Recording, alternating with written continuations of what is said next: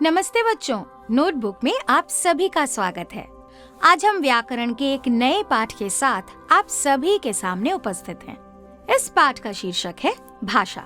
बच्चों, भाषा ही वह साधन है जिसके माध्यम से हम अपनी बातें दूसरों को समझाते हैं तथा दूसरों की बात हम समझते हैं। यदि भाषा नहीं होती तो हम दूसरों की बातें नहीं समझ पाते और न ही अपनी बातें दूसरों को समझा पाते। आपने देखा होगा कि छोटे बच्चे कुछ बोलने के स्थान पर सिर्फ रोकर या हंसकर अपने मन की भावनाओं को व्यक्त करते हैं। बच्चे के रोने पर हम समझ जाते हैं कि वह भूखा है या उसे कोई कष्ट है। इस प्रकार हम कह सकते हैं कि जिसके द्वारा हम अपने भावों या विचारों को दूसरे तक पहुंचाते हैं और खुद भी दूसरों की बातें समझते हैं, उसे ही भाषा कहा जाता है। भाषा के दो रूप होते हैं, मौखिक भाषा, लिखित भाषा। मौखिक भाषा जब हम बोलकर अपनी बातें दूसरों तक पहुंचाते हैं तो उसे मौखिक भाषा कहा जाता है।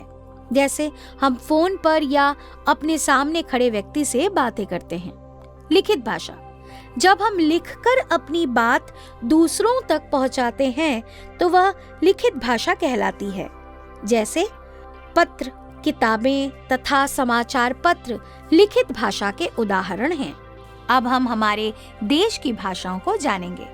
वैसे तो हिंदी ही हमारे देश में सबसे अधिक बोली जाने वाली भाषा है, किंतु भारत के विभिन्न राज्यों की अपनी एक विशिष्ट भाषा भी है।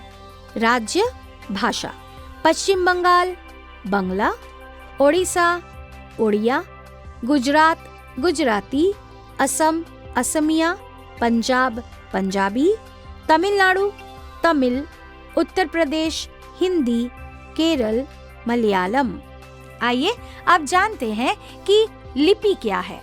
लिपि किसी भाषा को लिखने के लिए हम जिन चिन्हों का प्रयोग करते हैं उसे लिपि कहते हैं।